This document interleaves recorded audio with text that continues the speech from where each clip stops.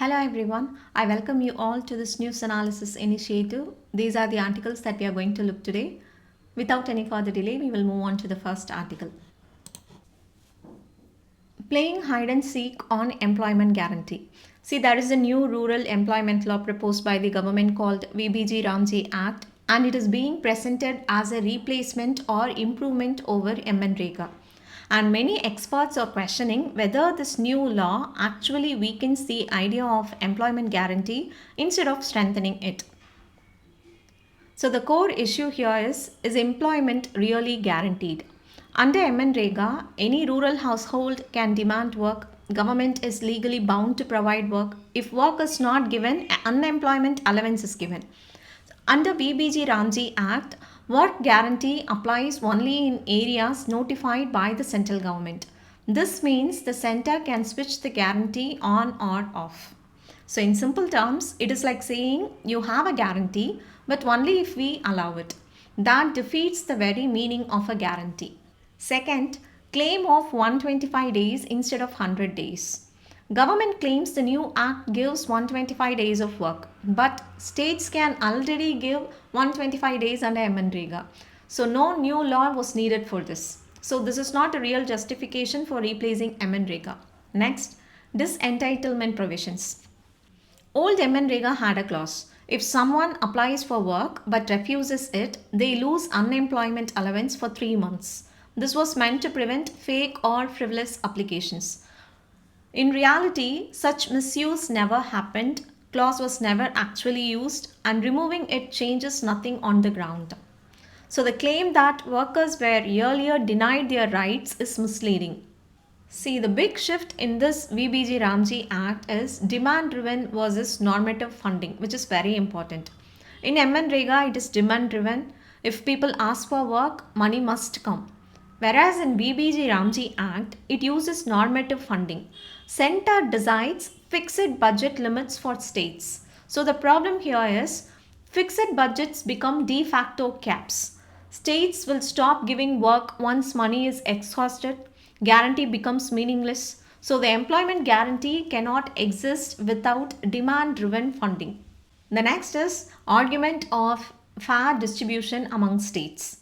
That is a claim rich states benefit more from MNREGA. But the reality is there is no strong link between poverty and MNREGA usage. Poor states and rich states both show high and low usage. So the better solution is increasing wage rates in poorer states, strengthening capacity instead of capping funds. The next is corruption and technology. New Act claims it will reduce corruption using digital technology, but digital tools already exist in MNREGA, and the past experience shows payment failures, wage diversions, technical glitches. So these problems often push workers away from the system. So the blind faith in technology can increase corruption, not reduce it. Many new provisions are not new at all in VBG Ramji Act. The weekly and fortnight wage payments, which is already in MNREGA. Social audits, that is also present. Transparency rules, it is copied almost word for word. So the presenting old provisions as new reforms is misleading. See the next article for the day. India's biggest climate gap could be language.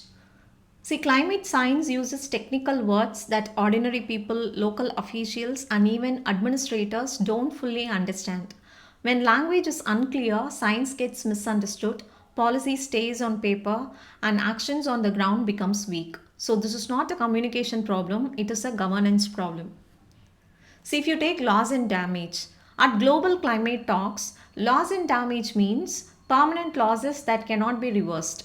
Loss of land, culture, identity, ecosystems, slow disasters like sea level rise, heat stress, and biodiversity loss. But in India, this term means damage assessment, compensation, and disaster relief. So a deep climate concept gets reduced to post disaster compensation. So this article says that unless climate science is communicated in clear, local, usable language, it will remain locked in reports. Effective communication turns climate science into climate action and makes resilience a shared responsibility. See, the next article is Mind the Time. India talks a lot about its young population, but a silent aging crisis is coming, and it is uneven across states. Some states are aging fast while others are still young. Our policies are not ready for this shift. According to recent data, Kerala and Tamil Nadu will become aging states by 2036. Elderly population will constitute around 20 percentage to 22 percentage. If you take Bihar, UP and Jharkhand, the working age population will keep rising beyond 2031. If you take Maharashtra and Karnataka, it is in the middle, that is growth plus yearly aging pressure. So one country, very different demographic realities. See, RBI suggests aging states should cut or rationalize subsidies to fund pensions. Young states should invest more in human capital. However, this article says there are problems with this advice. The first problem is political and federal imbalance. If you take southern states, they have controlled population growth responsibly, but now they face lower central tax devolution and reduced political representation after delimitation, so they are punished for success. Second, youthful states are not ready either because education spending in young states has stagnated or declined. Employability remains weak. Future workforce will face automation, AI replacing low skill jobs. So the risk here is aging before becoming rich. See, one thing we have to take into consideration is aging affects women more. Elderly women live longer, have fewer savings, mostly work in informal or unpaid care roles. So they have no formal pension, no workforce linked benefits. So the RBI's focus on workforce policy ignores this reality. So, what should be the way forward? The first is new industrial policy, job creation at scale, focus on green energy, care economy, health and social services. Number two, prepare young states yearly, build healthcare systems, pension systems before fertility rates fall and aging starts. Third, expand social pensions. Most elderly will face financial dependency. Social pensions must increase. This clashes with RBI's push for fiscal consolidation. Number 4, public funded geriatric care, which is the core demand. Without it, graceful aging will be only for the rich, and elderly poor will be left dependent and vulnerable. See, the next article for the day is Cybercrime Under Global Governance Crisis. See, cybercrime is increasing across borders, but global rules to deal with it are weak and divided. A new UN Convention Against Cybercrime was adopted in December 2024, but major countries did not sign it, including India, United States, Japan, and Canada. This shows a serious crisis in global cyber governance. Now, why is the UN Cybercrime Convention important? It is the only major multilateral criminal justice treaty negotiated in over 20 years, and it was supported by around 72 countries, and it's meant to create common rules for investigating cybercrime, sharing data across borders, criminal justice cooperation. But lack of participation by major powers has weakened its legitimacy. Now, why is global cyber governance divided? Number one, two competing frameworks. The Budapest Convention. It is a European led, limited membership. It is based on invitation. India, Russia, China are not part of it. Then UN Cybercrime Convention, which is 2024. It is open to all countries, backed by Russia and China, still deeply divided global opinion. This reflects power struggles over rule making, not just legal concerns. Now, if you take the positions of major players, Russia and China, they want to reshape global cyber rules, prefer UN based frameworks. Europe signed the UN Convention because it borrows many ideas from Budapest Convention and it wants influence during implementation. If you take United States, they are skeptical of Russia and China leadership, and civil society fears broad definitions of cybercrime and possible misuse against journalists and activists. If you take India, actively participated in negotiations but did not sign. The reasons cited here are loss of control over citizens' data, key proposals are not accepted, and desire to preserve institutional autonomy. So, what does this tell us about the global governance today? The global order is fragmented, traditional multilateral institutions are weakening, UN Security Council is ineffective, WTO dispute settlement paralyzed, US cutting UN funding. So the countries now rely on small groups, which is plurilateral and bilateral arrangements. This leads to polycentric governance. Now, what is this polycentricism? Instead of one global rule, one global institution, we now have multiple overlapping rules, multiple forums, different standards in different groups. This increases complexity and pressure on state capacity. So, what India needs to do? We have to build strong technical expertise in cyber law and digital governance, strengthen domestic institutions like data protection, cybercrime investigation, regulatory coordination, and engage at multilateral, plurilateral, and bilateral levels simultaneously. And we have to bridge the gap between principles and real world enforcement. See the next article for the day. How will US exit affect Solar Alliance?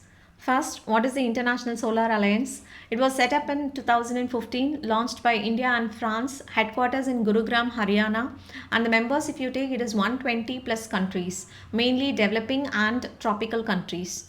Now, what does ISA do?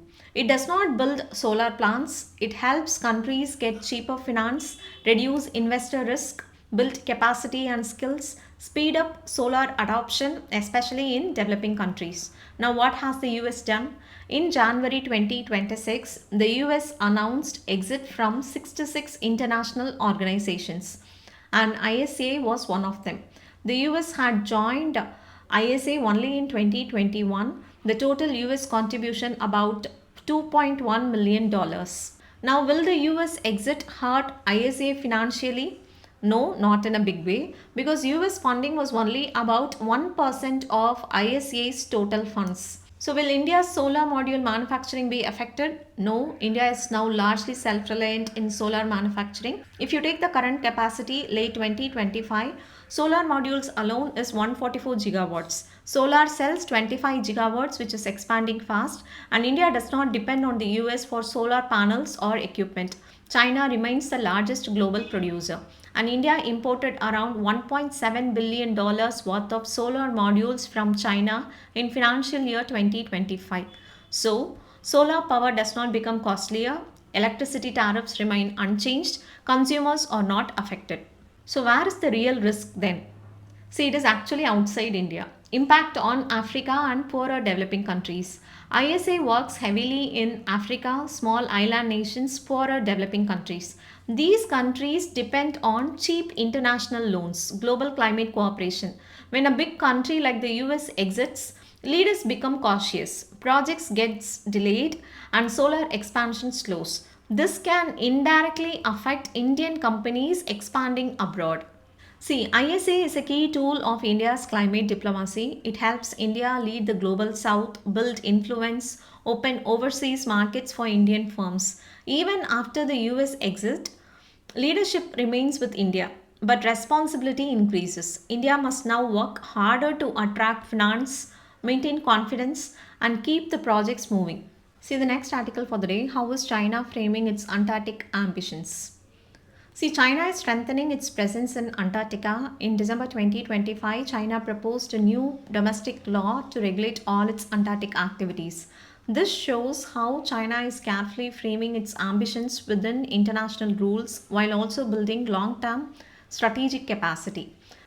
See, why this matters for India and global governance. Antarctic is a global common.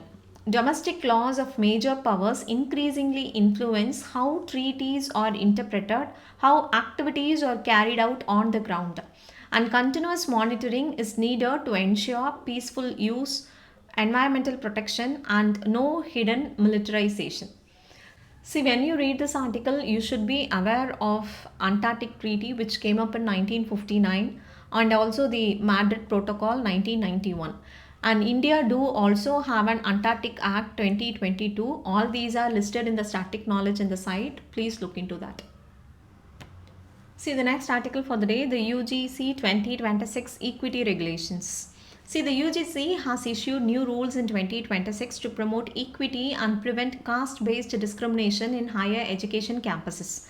But these rules have triggered strong opposition from multiple sides. Some say they are biased against general category students. Others say they do not go far enough in protecting SC, ST, and OBC students. So the controversy is about how discrimination is defined and addressed in universities. Now, what are the new UGC Equity Regulations 2026? See, these rules replace the 2012 UGC regulations, and the aim is to prevent caste-based discrimination and promote equity and inclusion in higher education institutions. Now, what is the key change that caused controversy? The first is definition of caste-based discrimination.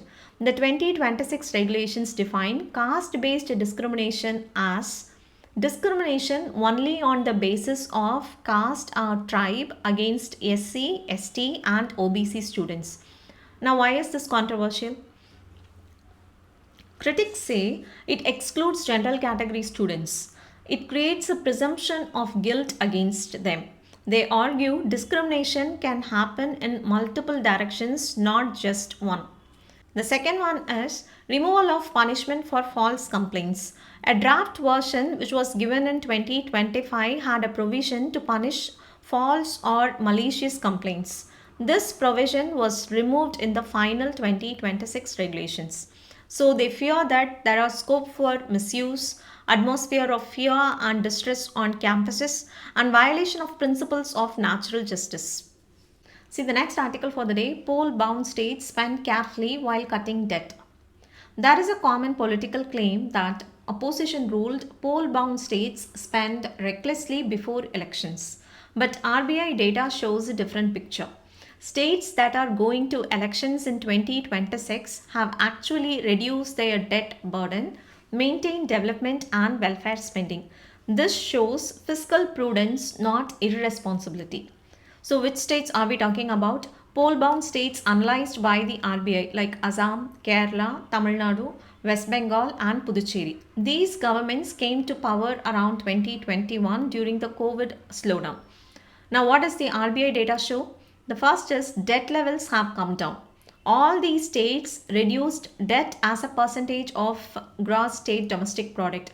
Reduction ranged up to 4 to 5 percentage points since 2021. And the current debt 25-26 estimates, if you take West Bengal, it is 39%, highest but reduced by 4.7%. Kerala, it is 35.5%, reduced by 4.8%. Tamil Nadu, it is 29.2%. Assam, it is 28%. And Puducherry, it is 26%. So even the most indebted state has improved its position. But aren't these above the FRBM limit? Yes, FRBM Act limit 20% of gross state domestic product. Most states are above this, but states have been above FRBM since 2016. This trend matches the global rise in public debt. COVID forced governments to borrow more for relief and recovery. So being above FRBM does not automatically mean fiscal crisis. So what about this development and welfare spending? This is the key point. Despite reducing debt, states did not cut development expenditure. Spending on social sector, capital outlay, economic services was maintained or slightly improved. See, RBI classifies states' expenditure into social services, economic services, and general services. That is, social services and economic services together they are called as development expenditure, and general services are nothing but non-development expenditure. This helps judge quality of spending, not just the quantity. So the key takeaway from this article are debt must be seen relative to gross state domestic product, not just absolute numbers. And welfare spending and fiscal discipline can coexist. See the next article, US aircraft carrier arrives in West Asia amid high tensions with Iran. The US has sent a major aircraft carrier, the USS Abraham Lincoln, along with 3 warships to West Asia. And this has happened at a time of high tensions between the US and Iran. And why is this important? An aircraft carrier is a strong symbol of military power. Its presence signals military preparedness, pressure, and deterrence. It raises the possibility that the US may carry out air strikes on Iran. So that's all for today. Thank you all for joining.